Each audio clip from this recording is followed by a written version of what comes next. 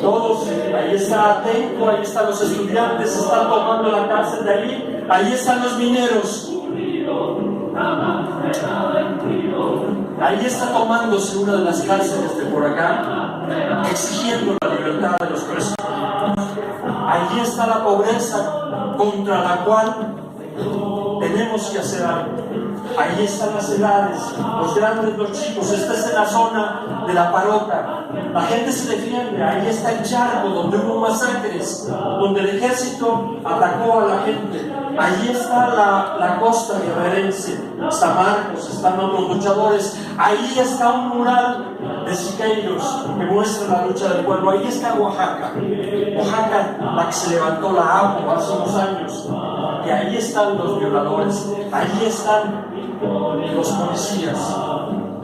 Las marchas son una de las formas de movilización. Ellos son contra los que vamos. El mal gobierno, los ricos, los banqueros. De una manera creativa el pueblo ha sabido recoger cosas que en el 68 los jóvenes inventaron. Hoy se hace teatro en las calles, se hacen disfraces, se toman banderas aquí y en el mundo. El movimiento estudiantil del 68 generó mucho de esto. Esta es una manta y atrás está la gente, y en la manta se ve el choque entre ganaderos y jóvenes. Si Juárez viviera, la chinga que les pusiera. Esta es una lucha de defensa contra los ganaderos en Oaxaca. Y ahora vamos a escuchar, porque este video que está presentando al sensor nos lo hicieron los compañeros del pueblo de Bolivia, que hoy han luchado y tienen en sus manos pues un gobierno que intenta ser democrático. Tienen el gas, el petróleo, el campo. Es una foto, decíamos, brincaderas de eso. Esta es la lucha que se da allá en muchos lugares para defenderse, pero también tenemos caídos. Todas estas, este es un minero de Bolivia atacado evidentemente en la represión. Esto es Atenco, acá cerquita, lo que pasó, la represión. En varios lugares del mundo las luchas generan también una violencia que tienen ellos, los que no quieren la libertad. Estos son lugares en donde la población, esto es el Charco, ahí está Marcos, o ahora Galeano, rendiendo un homenaje a los masacrados en una zona de Guerrero que se llama el Charco. Son luchas todas de muy distinto tipo las que dan. La mayoría de los que participan son jóvenes y mujeres. Los que han dado las luchas en muchos lugares son las mujeres. Este es un cacerolazo en Oaxaca. O sea, exigimos comida, exigimos salarios, exigimos empleo. Estas son las generaciones. Estas son las trabajadoras sexuales también organizadas.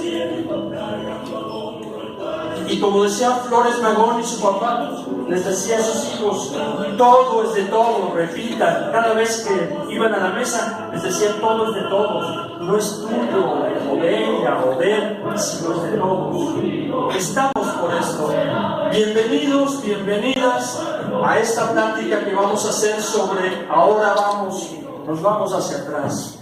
Nos vamos al 68. Pero ¿cómo vamos a ir? ¿Cómo vamos a ir hacia esto?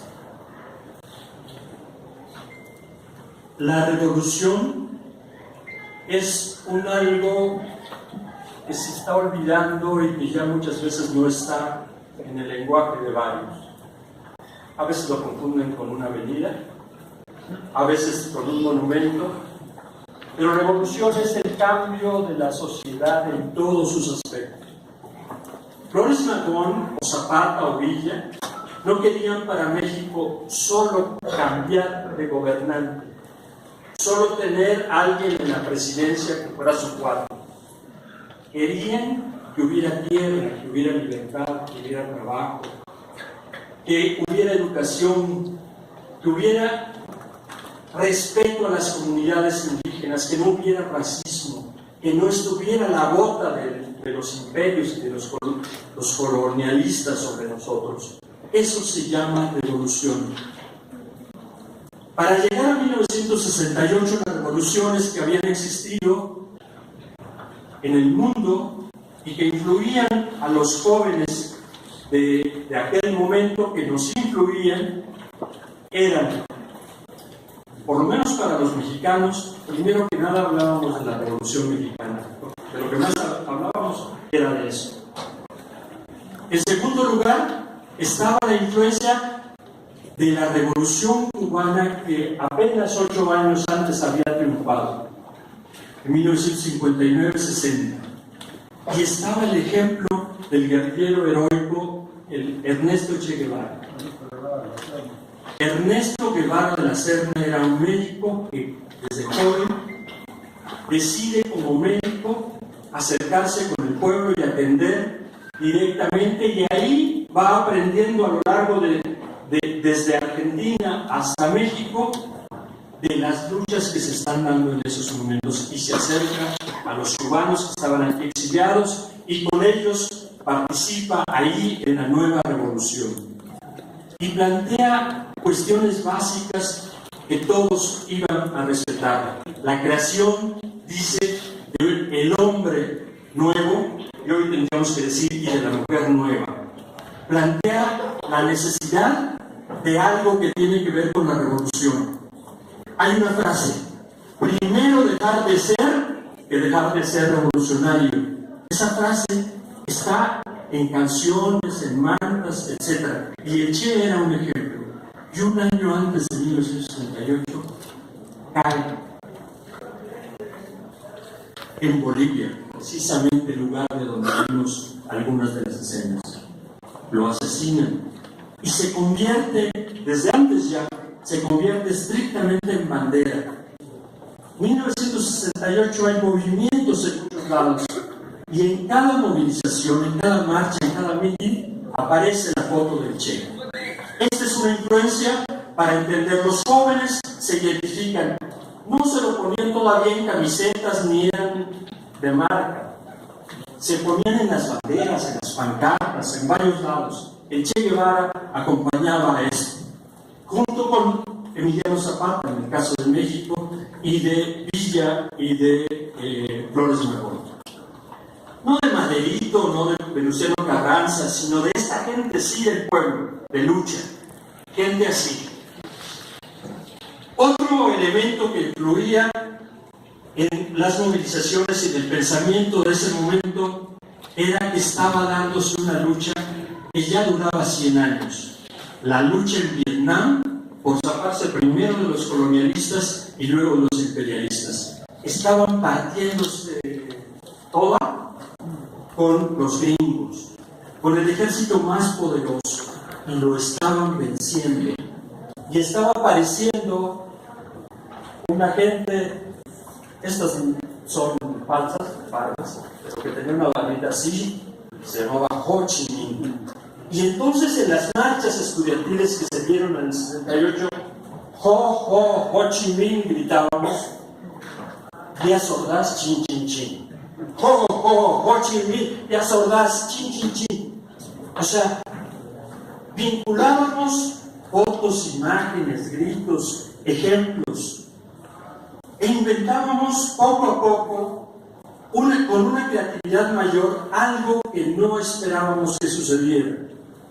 Pasar de meramente un acto de protesta o de un estallido, porque del 22 al 24 hasta el 26 de julio había ataques de los granaderos salvajes contra los estudiantes de la prepa y de la vocacional en la zona de la Ciudadela, de la Ciudad de México,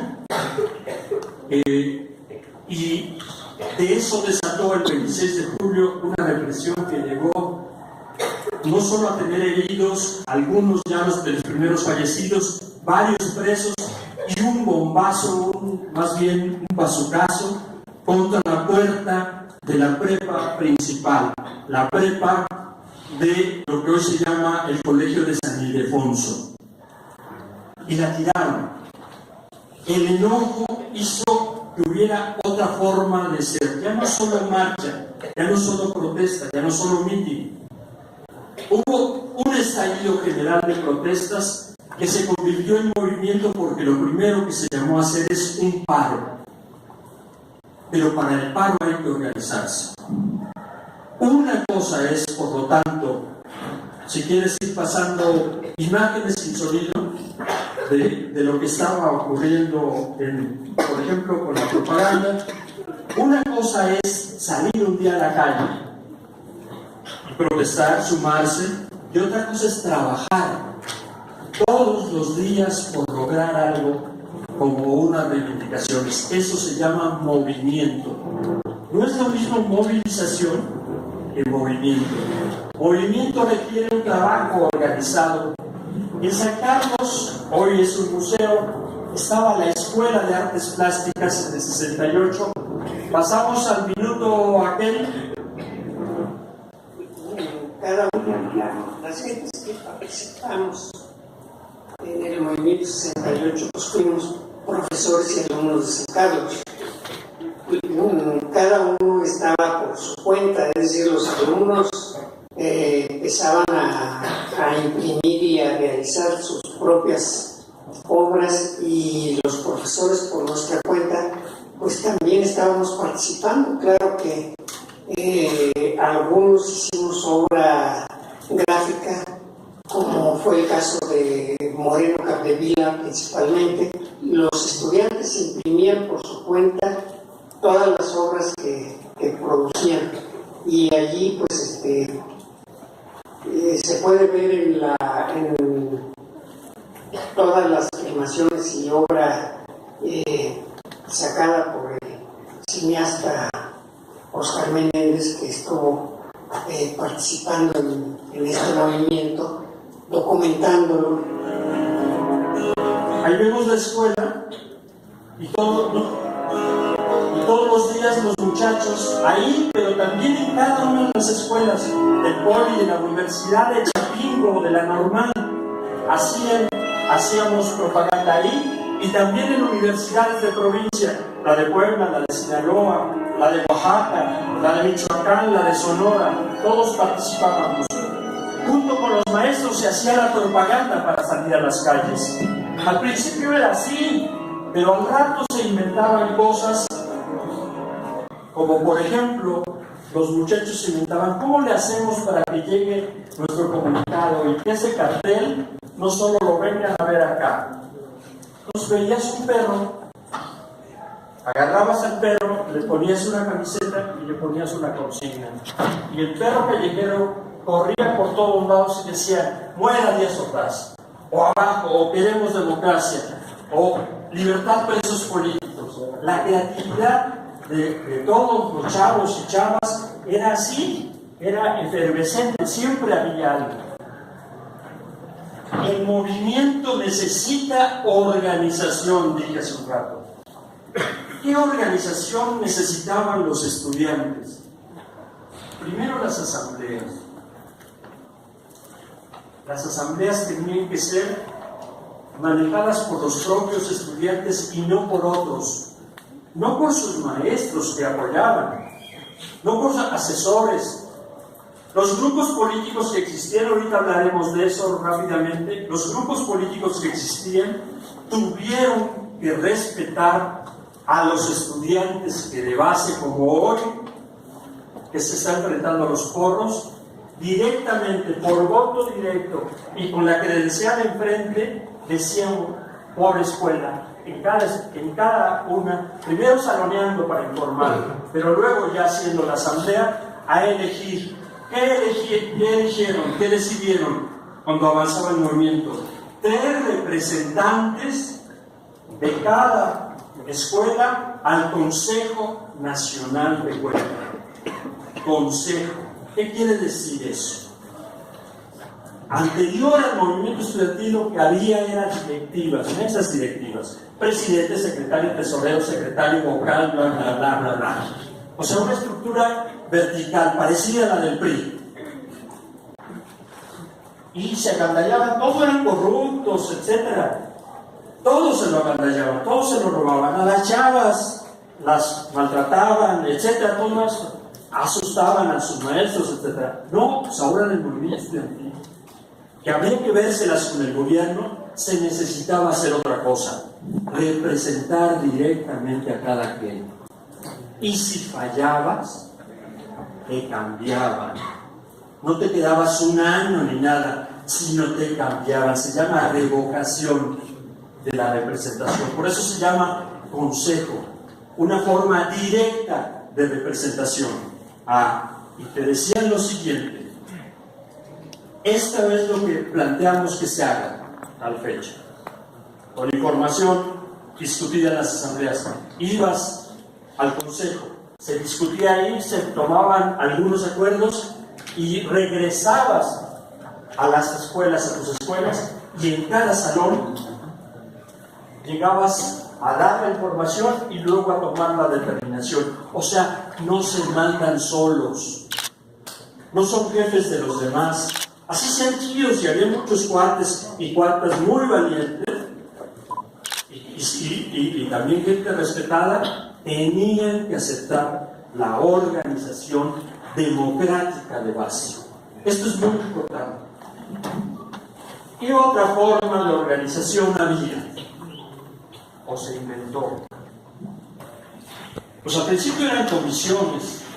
Eso es lo primero que hacemos. A ti te toca propaganda, a ti te toca votear, etc. Pero cada que salías, había un cuico, un policía, un gendarme y luego granaderos en los lugares a donde ibas. Y como cada vez más los estudiantes nos decidíamos en todos esos lugares que les dije a hacer cosas, en las calles, en varios lados, a tomar camiones, etc.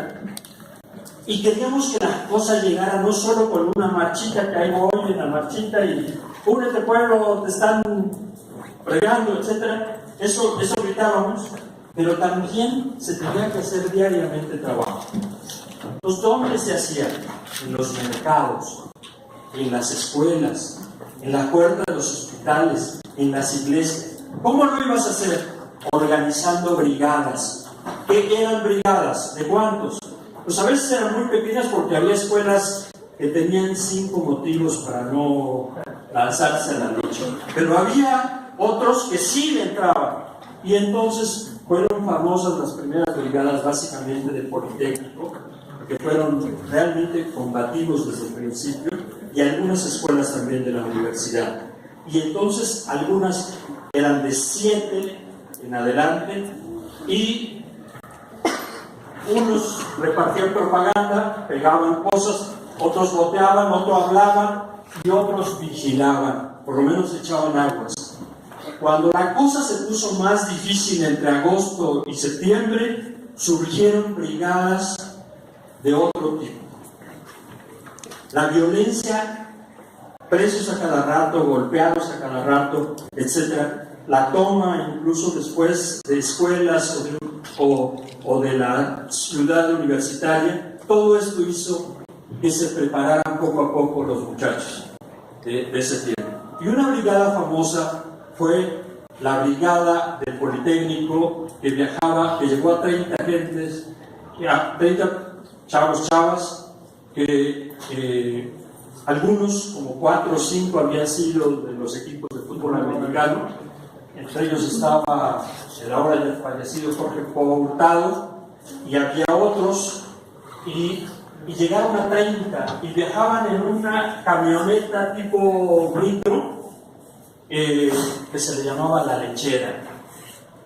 Y ellos llegaban organizados a cada llamado de auxilio a algunos lugares. No era la única, otros lo hacían así. ¿Y qué hacían? Hacían sándwiches a los granaderos.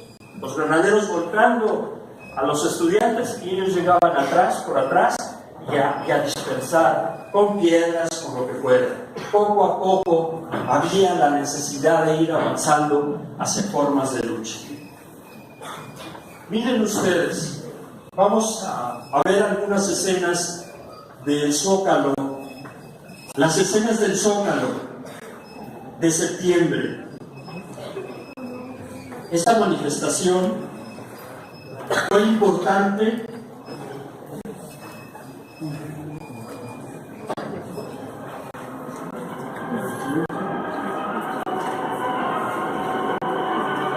la luz para que vean.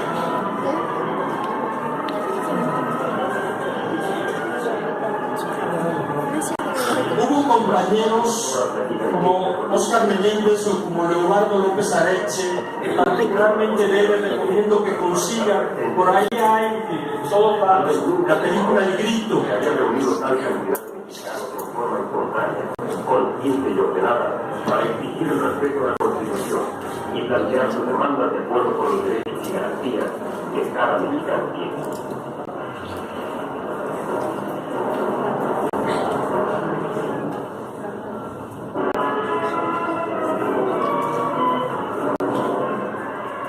Pero así como llegó y se llenaba tremendamente esto, llegaron después. Antes a esta provocación, evitó un gran mal de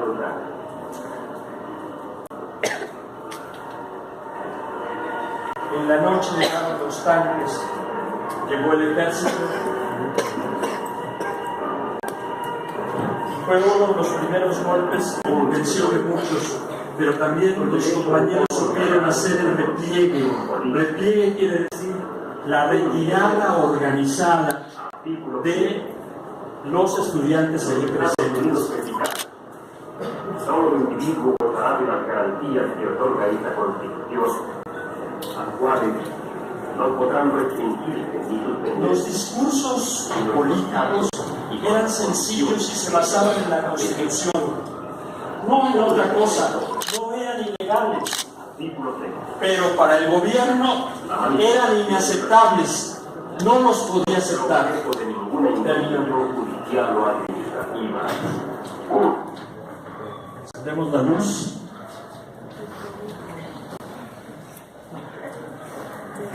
¿Cómo es que esa organización fue tratada por el gobierno? Dijo que ideas exóticas, así les llamaban, ideas extranjeras o extranjerizantes, más extranjerizante que la Coca-Cola no hay, ¿verdad? Las aguas negras del imperialismo, decíamos los estudiantes de ese tiempo, a la Coca-Cola. Así le llamábamos en el mundo. Echen ustedes agua en cualquier cañería y la destapan. Bueno, ese efecto y el efecto que entonces le llamaban la chispa de la vida para que te sintieras así muy acá. Eso era parte de los múltiples negocios que tenía el imperialismo en México. Pero a los estudiantes y a los maestros que luchaban decían que teníamos ideas exóticas. ¿Cuáles eran nuestras ideas? Es con lo que voy a terminar. Número 1. Había un grupo de estudiantes y de maestros que venían de la izquierda tradicional, le decimos ahora, del Partido Comunista, y muy pocos del Partido Popular Socialista y de otro partido que había surgido y fue muy breve, el Partido de la Clase Obrera, perdón, el PECOM, sí, o alguna cosa así. Habían tenido gente de lucha muy honesta, como Valentín Campa, ferrocarrilero, preso político en el momento del 68, como Benita Galeana, una compañera de Guerrero, indígena, luego sirvienta, luego incluso trabajó en la prostitución, o sea, no en la prostitución, sino en el trabajo sexual, luego se libera de eso, se vuelve obrera y lucha más, también en la lucha. Tenían gente, otros no estaban en el Partido Comunista Mexicano, estaba Demetrio Vallejo, también ferrocarrilero, que había ganado la democratización contra los líderes charros, y habían Otón Salazar, el maestro que 10 años antes había, junto con muchos otros maestros, levantado las luchas, porque había habido un antecedente en 1958 o 59. Lucha de ferrocarrileros, electricistas, telefonistas, maestros, médicos, estudiantes, etc. En muchos lugares. Ese antecedente tenía la influencia de los comunistas. Pero ¿qué les pasaba a los comunistas? ¿Por qué le llamamos izquierda tradicional? ¿Por qué no confiábamos? Algunos se dedicaron a apoyar grupos como esas mesas directivas. Y cuando estalló el movimiento fueron rebasados los dirigentes por los chavos. La juventud rebasó a los dirigentes y dijo: no vamos a seguir las líneas de esas directivas, vamos a actuar por nosotros mismos. Hicieron esto. Dos, ¿qué otra cosa mala había en ellos? Mucha burocracia, mucho decidir desde afuera. Y en cambio el Consejo Nacional de Huelga, ya les explicaba, desarrollaba las cosas de manera democrática, no de manera burocrática. Y entonces, como decía un poeta que escribió Efraín Huerta, pasaba a esa izquierda tradicional algo que hay que recordar. Decía Efraín Huerta, poeta comunista mexicano, decía: a mis maestros de marxismo no los puedo entender. Unos están en la cárcel, como José Revueltas, como Demetrio Vallejo, y otros están en el poder, como los que se hacían parte del PRI, parte de los periódicos, etc. O sea, tenían dos caras. Pero no solo había esa izquierda. En el 68 participaron, y después mucho más, grupos como este de José Revueltas y los espartaquistas. Este es uno. Les recomiendo que lean cualquier novela de José Revueltas para entender México. Les va a gustar, o cuentos entonces él es uno de ellos. Pero como él, muchos lo que querían es crear una nueva organización del pueblo y de los trabajadores. Pero también había junto con ellos gente que venía de las luchas campesinas, magisteriales, estudiantiles en varios lados del país. ¿Como quién? Ustedes saben que en el 68 de repente volteábamos en alguna universidad y veíamos que se estaban repartiendo volantes, y eran volantes que venían de la gente de Chihuahua. Al rato el maestro Alberto va a platicarles más sobre eso, de los que se habían levantado contra el gobierno en armas, en madera, de los de Gamis y Gómez, de ellos venían y repartían, y nos sentíamos apoyados por los exguerrilleros. Pero también venían de Guerrero la gente de Genaro Vázquez, y no solo venían. En agosto se nos hizo llegar al movimiento estudiantil una carta de Genaro Vázquez donde se solidarizaba con las luchas y también llamaba a que no paráramos, hasta el triunfo, hasta la victoria. También en ese tiempo estaba Lucio Cabañas en Guerrero. O sea, había otro tipo de gente y otro tipo de luchas que influían en nosotros. Había gente que seguía el pensamiento de Marx, pero otros de Lenin, pero otros de Fidel Castro y el Che, de Trotsky, de Mao Zedong.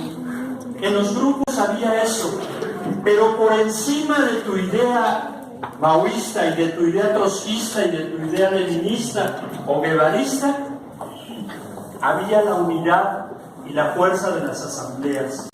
Podíamos discutir horas y horas, pero llegábamos a un acuerdo y nos teníamos que respetar, porque el acuerdo era lo que valía, y la acción demostraba por sus resultados si había sido correcto lo que habíamos decidido o no.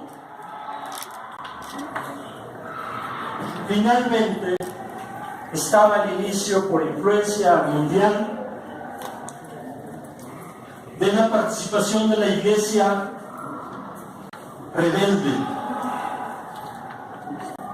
de gente como Camilo Torres, el padre, el católico que se unió a la guerrilla en Colombia, pero también otros que hacían trabajo en las iglesias, en los grupos, en los barrios. Todavía hay ahora la forma de organizar de ellos que se llama la teología de la liberación, pero los grupos, las comunidades eclesiales de base, les llaman, todavía existen eso en varios lados. Pues ellos también se unieron al movimiento estudiantil. Por lo tanto, se iba haciendo un movimiento popular. Y las mujeres, no por decirlo al final, es lo menos importante, empezaban a escuchar lo que en el mundo, particularmente en el movimiento de Francia, del Mayo francés y en Estados Unidos, se hacía para luchar contra la discriminación, contra el machismo, contra el patriarcado. El origen de lo que ahora se llama el feminismo empezaba a aparecer. A varios de los presos políticos los agarraron después de una marcha yendo a ver en un cine una película de ese tiempo, Prudencia y la píldora, porque se estaba inventando la píldora anticonceptiva apenas. O sea, se estaba usando, se estaba generalizando, estaba inventada. Entonces, ciencia, cultura, arte, política, lucha pacífica, lucha violenta, lucha espontánea, lucha organizada, creatividad, rebeldía, rebelión. Por eso, y porque era una gran ola mundial, primero el 23 de septiembre de 1968 en el casco de Santo Tomás del Politécnico, después de haber tomado casi sin confrontación la ciudad universitaria, ahí tuvieron que tener un enfrentamiento el ejército frente a las armas, piedras, cohetes, molotovs y algunas primeras pistolas de los compañeros y compañeras que utilizaron para defenderse, y hubo varios muertos y tomaron finalmente el Politécnico. Los compañeros de las brigadas son los que resistieron más y salieron de esa área quemando camiones, tomando negocios, haciendo evidentemente muestra de la protesta por las muertes que ya en las calles corrían en varios lados y los muchos presos. Se convocó, mientras había un engaño de diálogo, al 2 de octubre a tener una asamblea informativa de todos en la plaza de Tlatelolco.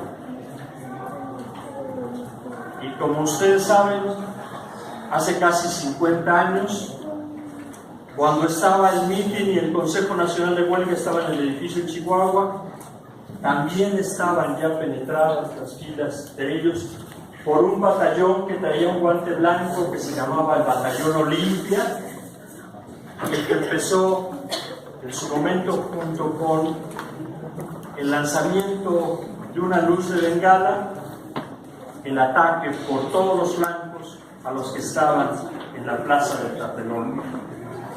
Algunos salieron, pero hasta la fecha, oficialmente, a lo más que llegan es entre 30 y 60 los datos, pero algunos cuentan 200, 300, y la cantidad enorme de presos. Termino para que escuchemos a otros con lo siguiente. Estas grandes luchas siguieron de muchas formas. Unos estudiantes se fueron a hacer trabajo con los obreros en las zonas obreras. Otros estudiantes, por ejemplo los médicos, crearon el movimiento de médicos descalzos y fueron a las comunidades campesinas. Otros fueron a organizar colonias después del 2 de octubre. Por lo tanto, no lloremos nada más. Elogiemos la combatividad, la oleada que estaba concentrada en el movimiento estudiantil y en las universidades y el Politécnico y en las normales rurales, se convirtió luego en un trabajo en muchas zonas.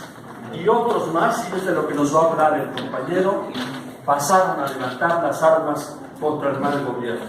Muchas gracias. Vamos a oír a Judith Reyes y pasamos a... Nos interesa más la violencia que el diálogo. Esta situación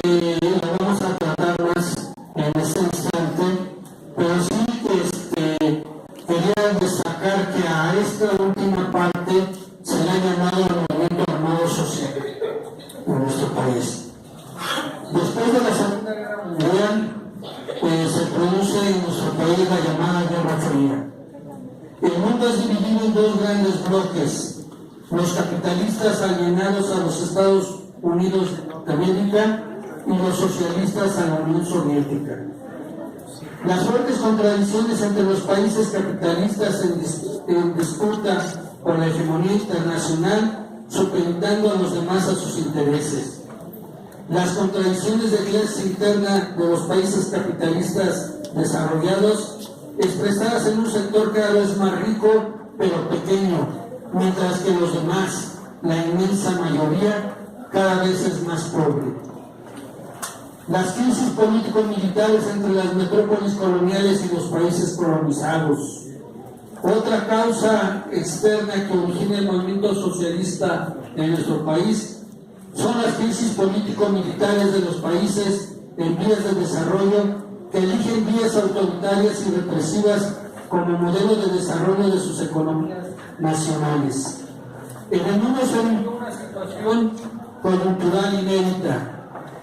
Por todos lados parecía que el imperialismo, no solamente norteamericano, se encontraba al borde de la bancarrota. En América Latina, Asia y África, incluso en los propios países del capitalismo desarrollado, se atravesó por fases de insurgencia popular creciente, cuestionando cualquier modelo de orden social.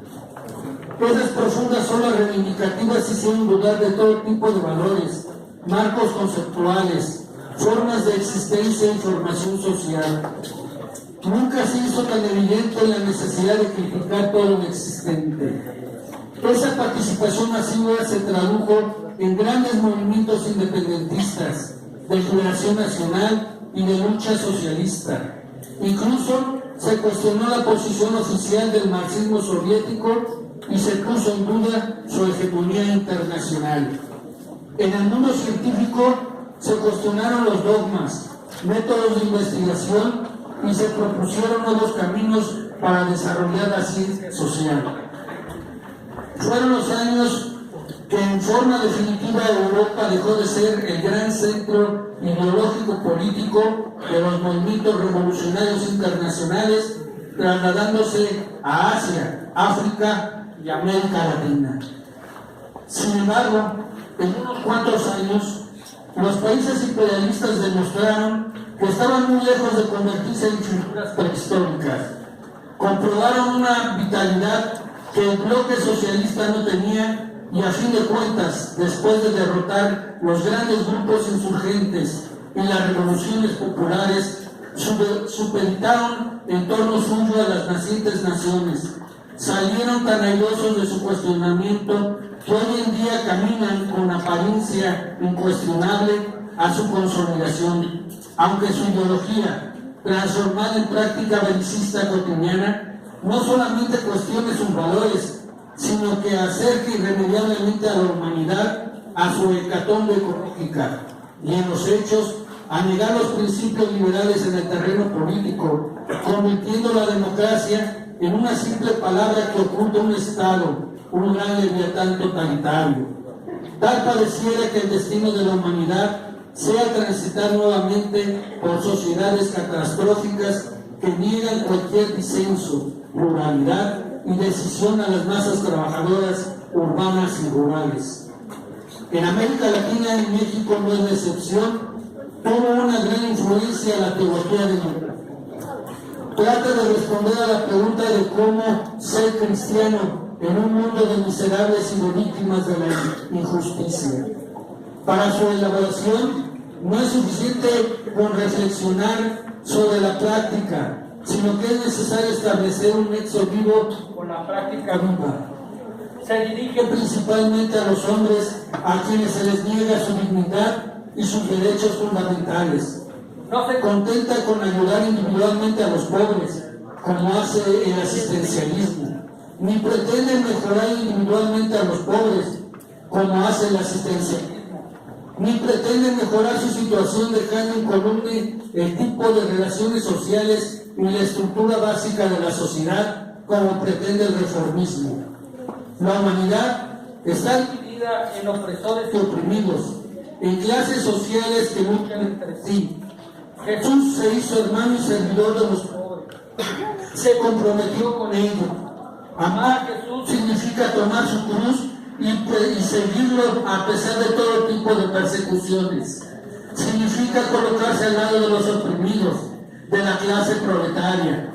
Dar de comer y beber a los pobres. Significa hoy en día transformar las estructuras sociales actuales que benefician a unos pocos y perjudican a la gran mayoría. Hasta nuestros días han ayudado a desenmascarar la lógica de acumulación capitalista a costa de la miseria y la deshumanización de las mayorías. A partir del sufrimiento bajo el orden capitalista, pusieron la cuestión del socialismo democrático como alternativa histórica posible para llegar a formas dignas de trabajo y más generadoras de vida para todos.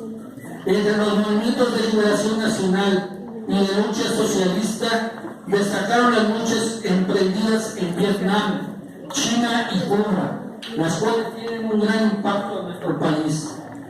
De los pensadores marxistas de la época, el que más influye por su ejemplo de muerte temprana es el de Ernesto Guevara y su teoría de guerra de guerrillas como método para la toma del poder político.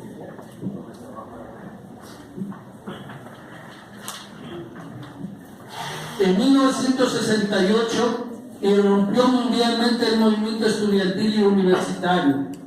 Prácticamente se trató de una sublevación de la juventud de gran parte de Europa occidental y de algunos países latinoamericanos, cuestionando todos los valores y tradiciones de sus sociedades. Fueron masas adolescentes pequeños burguesas que en el análisis marxista clásico no habían tomado en cuenta. Se levantaron contra el imperialismo, en defensa de Vietnam, pusieron en alto el nombre de Marx, Mao, Ho Chi Minh, entre otras figuras revolucionarias de la época. Se manifestaron y marcharon incluso sacrificando su vida por la revolución y el comunismo. Se trató de un movimiento que luchó a favor de la destrucción del Estado burgués, del parlamentarismo y de la democracia delegada y representativa. A principios de los 70 comenzaron a desarrollarse fuertes movimientos armados en Europa, la mayoría conformados por jóvenes. En América Latina, los intentos revolucionarios se incrementaron a partir de la victoria del movimiento 26 de julio en Cuba. Los estados respondieron con la represión, el genocidio y la implementación de feroces dictaduras militares. Ahora, ¿cuáles fueron entonces, nada más brevemente, las causas internas? Lo primero es el sistema político autoritario priista que se consolidó desde la administración de Miguel Alemán.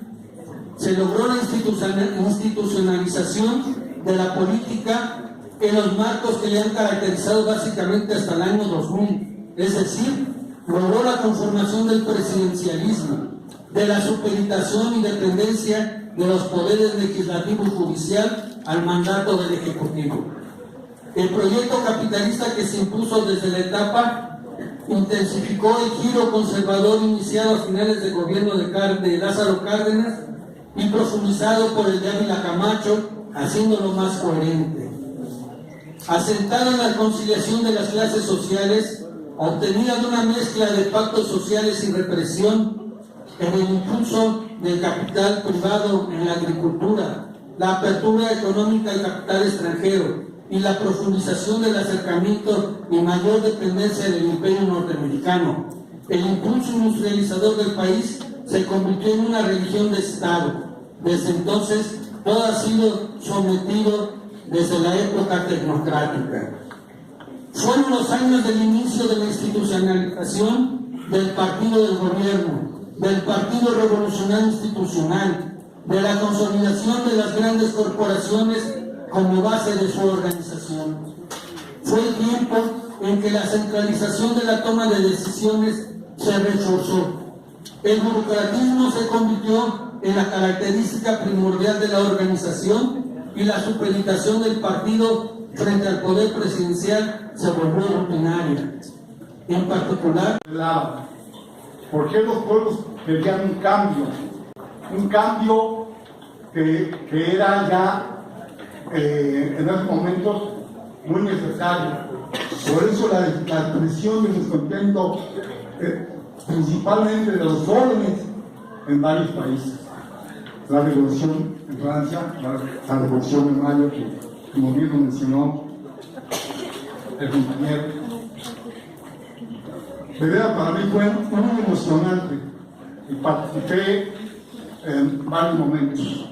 Me tocó también ver momentos de opresión tremenda y también pude ver cuando a su caso en la preparatoria